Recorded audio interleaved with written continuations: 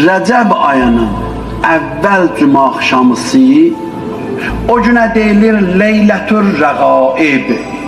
Leylətür Rəğaib yəni o gecədir ki, insan istədiklərinə çatır. Mənasını belə deyək.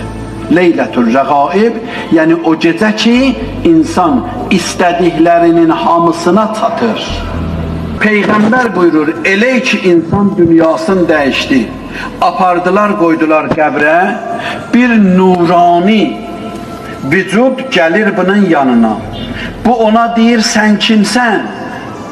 Deyir ki, necə? Deyir, mən indiyəcən sən kimin gözəl görməmişəm, sən kimin xoş iyi görməmişəm, sən kimin xoş söhbət görməmişəm, sən hardan gəlibsən? Deyir, yadında olsa filan ildə, filan ayda, Rəcəb ayında, Rəğaib gecəsində bir dənə namaz qıldın, mən o namazam göndəriblər, qiyamətəcən sənin yanında qalacağam, qorxmayacaqsan.